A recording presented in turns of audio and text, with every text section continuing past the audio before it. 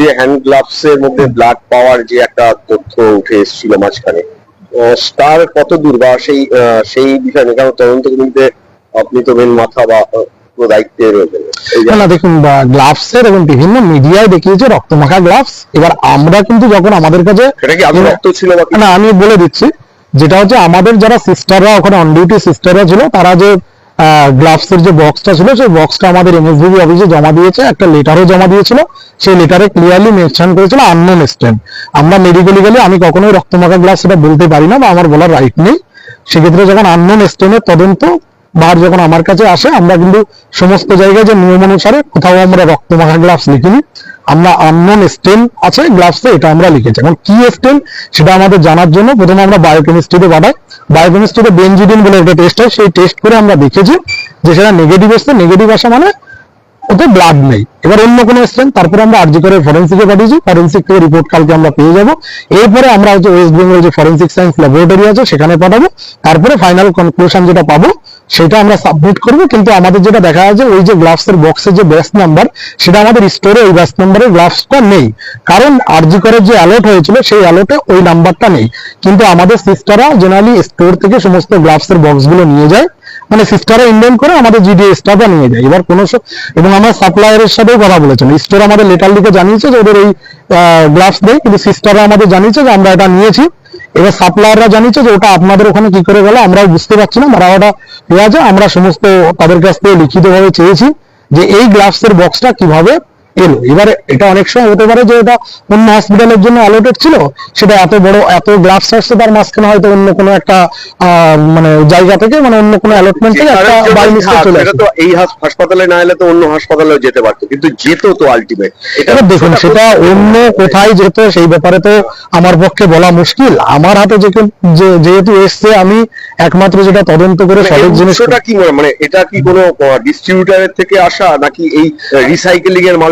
এটা ডিস্ট্রিবিউটর থেকে এসছে, এটা সাপ্লায়ার্স থেকে আমাদের স্টোরে এসছে, স্টোর থেকে আমাদের সিস্টাররা ইন্ডিয়ান করেছে ওখানে গেছে। আমি সাপ্লায়ার থেকে কিভাবে আসলো সেটা তো আমরা এখানে দাঁড়িয়ে থেকে বলতে পারি না, কারণ আমরা ওদের কাছে জিজ্ঞাসা করেছি। তাদেরকে জানানো হয়েছে, তারা শুনেছে, তারা ভার্বালি বলছে না আমরা এখনো ব্যাপারটাকে বের করতে পারিনি, ওটা কিভাবে গেল তাদের কাছে আমরা লিখিত চেয়েছি। দেখা যাক তারা কি জানায়। কি মনে হয়, এটা কি রক্ত ছিল আদৌ না অন্য কিছু? রক্ত ছিল না, রক্ত আমরা কখনোই বলিনি। আমরা অন্তত আমাদের কাছে সুপার অফিসে যখন এটা জমা পড়েছে তখনও লেখা হয়নি রক্ত। আমি জানি না কে রক্ত বলেছে, সেটা তাদের পার্সোনাল পার্সপেক্টিভ। আমাদের কাছে রক্ত আমি বলতে পারবো না, আমরা আননোন স্টেন হিসাবেই বলবো। বা আমার কাছে যেটা মেডিকেলি কেমিক্যালি কোনো কিছু ছিল, দেখুন সেটা তো ফরেন্সিক ফরেন্সিক বলে। দেখুন শুধুমাত্র রক্তের রং তো লাল নয়। যদি আমি ধরে নেই যে কোনো কিছু রক্তও আছে, আমি অ্যাজ এ ইনভেস্টিগেটর হিসেবে আমি কিন্তু ওটাকে আননোন স্টেনই বলবো। কারণ আমি কি করে বলবো যে ওইটা রক্ত আছে? কেউ কেউ বলে যে রক্ত আর এর ভিতরে ডিফারেন্সিয়েট করতে পারে, ওটা হয় না। আমার কাছে যদি কোনো রক্তমাখা গ্লাভসও আসে, তবুও আমি বলবো ওটা আননোন স্ট্রেন। যখন আমি এটা তদন্ত করবো, তদন্তের স্বার্থে আমি কখনো বলতে পারি না চোখ দিয়ে দেখে যে এটা রক্ত আছে। তার কারণটা হচ্ছে ওটা একটা তদন্তের জন্য জমা হয়েছে। তার নিয়ম অনুসারে যেটা হয়, আমরা বিভিন্ন পরীক্ষা নিরীক্ষা করব, বায়োকেমিক্যাল পরীক্ষা, ফরেন্সিক এক্সামিনেশন, সেই রিপোর্ট যা বলবে সেটাই আলটিমেট। কারণ আমি লেম্যান খালি চোখে যা দেখছি সেটা আমি বলতে পারি না। কোথাও কি মনে হয় যে এই যে গ্লাভসটাকে ইন্টেনশনালি এইখানে, যেহেতু এই এনভায়রনমেন্টটা একটা জায়গাটা একটা উত্তপ্ত হয়ে রয়েছে, আর সেই জায়গাটাকে উস্কানি দিয়ে এখানে ইচ্ছা করে এখানে এই ধরনের গ্লাভসটাকে ঢুকিয়ে দেওয়া হয়েছে, যাতে বিষয়টা আরো খুলে ফেটে ওঠে বা কিছু বদনাম করার একটা চেষ্টা মনে হয়? এটা তো বলা খুব মুশকিল। মানে এটা আমাদের স্টোর থেকে সিস্টার, মানে আমরা যে সোর্স ট্র্যাক করি কিভাবে, সিস্টার মানে স্টোর থেকে সিস্টারের কাছে গেছে, আর হচ্ছে স্টোরেজ থেকে সাপ্লায়ার থেকে। এখন দেখুন এইগুলো তো আমাদের পক্ষে বলা খুব মুশকিল। আমরা যেটুকু হচ্ছে তদন্ত কমিটিতে যেটা আমরা ট্রেস করার চেষ্টা করছি, গ্লাভসটা সাপ্লায়ার থেকে আমাদের স্টোরে কিভাবে এলো, ঠিক আছে? স্টোর থেকে আমাদের এমার্জেন্সি দেখে আছে, আলটিমেটলি প্রোডাক্টটা তো ইয়ে থেকে এসছে, মানে সাপ্লায়ার থেকে। এবার সোর্স সাপ্লায়াররা দেখো, সাপ্লায়াররা বিভিন্ন জায়গায় সাপ্লাই দিচ্ছে, তারা কোথা থেকে নিয়ে এসছে, এইগুলো ওদের সোর্স আরো বেশি ট্র্যাক করতে পারবে। আমরা আমাদের যেটুকু মনে হচ্ছে ওটা সাপ্লায়ার থেকে এসছে, এর বাইরে কোথাও কিছু নয়। কারণ ওটা অন্য হসপিটালের মাল নিশ্চয়ই আরজি করে এমার্জেন্সিতে ডিরেক্ট চলে আসবে না, এটা হতে পারে না। এটা কি মনে হয় কোথাও মানে আটকানো হবে বা আটকানো যাবে, এই যাতে আগামীতে যাতে এই জিনিসটা না হয়, এবং একই সাথে এই যে এখান থেকে যেটা রিসাইকেলিং এর বিষয়টাকে, এটা কি কোথাও একেবারে বন্ধ করে দেওয়া সম্ভব? দেখুন, এটা রিসাইকেলিং বা অন্য ইউজ বা আনইউজ এই ব্যাপারগুলো হচ্ছে আমরা এখনই কমেন্ট করা উচিত নয় এবং কমেন্ট করতে পারিও না। ওটা ইউজ করা গ্লাভস না ইউজ করা গ্লাভস নয়, এটা সম্পূর্ণটাই ফরেন্সিক বলবে, ফরেন্সিক রিপোর্টের উপর বেস করে আমরা ডিসিশন নিই। তবে হ্যাঁ, এটা একদম ঠিক কথা, এই ধরনের ঘটনা যাতে না ঘটে তার জন্য যে তদন্ত করে যে সঠিক জিনিসটা আসবে আমরা সেইটারই মানে সেই সমস্ত রেকমেন্ডেশনই আমরা পাঠাবো, যেগুলো পরবর্তীকালে যাতে এই ধরনের ঘটনা আর ফার্দার না ঘটে। তার কারণ হচ্ছে আমরা তদন্ত যেটা হচ্ছে, আমরা তদন্ত কমিটিতে বা আরজিকর কর্তৃপক্ষ আমাদের জানিয়ে দিয়েছে, বা আমরা নিজেরা এটা অত্যন্ত স্বচ্ছতার সাথে তদন্ত করে আমরা তদন্ত রিপোর্ট জমা দেবো। রিপোর্ট জমা দেওয়ার আগে আমরা এই ব্যাপার নিয়ে বলবো না যে ফাইনাল রিপোর্টটা কি। আমরা যেটুকু পেয়েছি সেটুকু জানিয়ে দিলাম, কিন্তু যেহেতু এখন একটা মাঝখানে ছুটি চলেছে বা বিভিন্ন অন্যান্য সমস্যার জন্য তদন্তটা একটু ডিলে হয়েছে বলতে আই মিন সব অফিস তো সবসময় খোলা থাকে না, কিছু কিছু সময় বন্ধ থাকে পুজোর কারণে।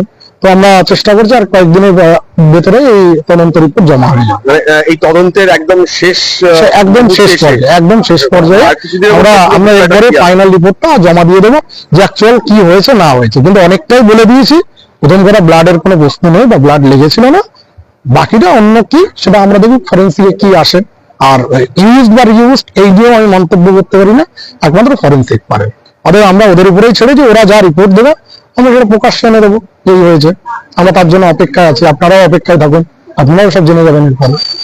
আজকে স্বাস্থ্য দপ্তরে মূলত স্বাস্থ্য ব্যবস্থায় যে বিষয়টা নিয়ে কথা উঠছে সেটা হচ্ছে যে একটা চিরকুট দেওয়ার কথা হয়েছে। চিরকুটের মাধ্যমে স্বাস্থ্য দপ্তরে ঢুকতে হবে, স্বাস্থ্য দপ্তরে যে কেউ ঢুকে যাচ্ছে তার জন্য পরিবেশ নষ্ট হচ্ছে, এবং সেটা স্বাস্থ্য আধিকারিকদের সই থাকতে হবে, তবে ঢুকতে পারা যাবে।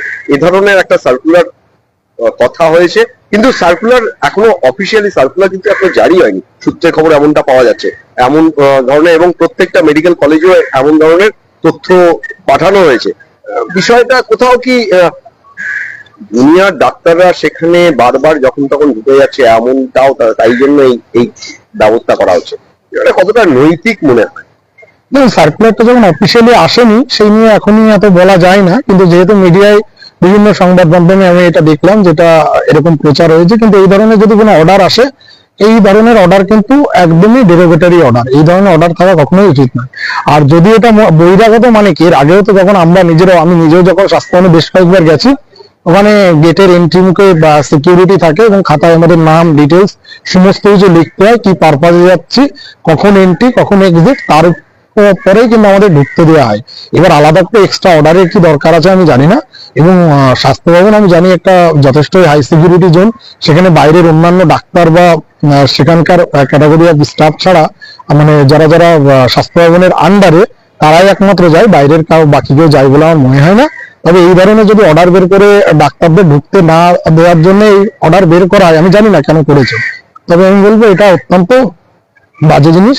তার কারণ হচ্ছে দুনিয়ার ডাক্তার বা অন্য যে কোনো ডাক্তার কোথায় যাবে, কারণ তার তো স্বাস্থ্যের শেষ ভরসা তো স্বাস্থ্য ভবন, তো স্বাস্থ্য ভবনের ছাড়া কোথায় জবাব চাইবে। এবং জুনিয়র ডাক্তাররাই গেলে যে কোনো ডাক্তার একবার কেন 10 বার যেতে পারে স্বাস্থ্য ভবনে, কারণ সে তার আন্ডারে কাজ করছে, তার সমস্যা হলে একবারের জায়গায় 1000 বার যাবে, সেটা আটকাতে কেউ পারে না। এবং তার জন্য অফিসারের সাইন কেন লাগবে সেখানে সিকিউরিটিকে বলে, কারণ আমরা যারা যাই ডাক্তাররা তাদের সবার আই কার্ড আছে, সেই আই কার্ড সিকিউরিটিকে দেখিয়েই ঢুকতে পারে। তার জন্য তার সাথে কথা বলার জন্য কোনো অ্যাপ্রোপ্রিয়েট অথরিটির পারমিশন কি কারণে দিতে হবে? তাহলে স্বাস্থ্যভবনটা আছে কি কারণে? স্বাস্থ্যভবনটা আছেই হচ্ছে যে ডাক্তারদের হেল্প করার জন্য, ডাক্তারদের আটকানোর জন্য কি স্বাস্থ্যভবন আছে নাকি? এইগুলো এই কোথাও কি স্বাস্থ্য দপ্তর বা স্বাস্থ্য ভবনে এটা নিয়ে ভয় পাচ্ছি জুনিয়র ডাক্তাররা দপ্তরে, এটা কেমন কথা? তারা তো যাবে, তাদের প্রয়োজনে যেতেই পারে, কিন্তু তার জন্য চিরকুটে পারমিশন বা তার মানে যে কেউ কার প্রয়োজনে যদি যায়ও জুনিয়র ডাক্তাররা বা ডাক্তাররা, তাহলে পারমিশন নিতেই হবে। আর সেই পারমিশনটা কখন দেওয়া হবে না দেওয়া হবে তা সেটা স্বাস্থ্য দপ্তরের উপরে ডিপেন্ড করছে। তাহলে সেই পারমিশন আসবে, তারপরে তারা যেতে পারবে।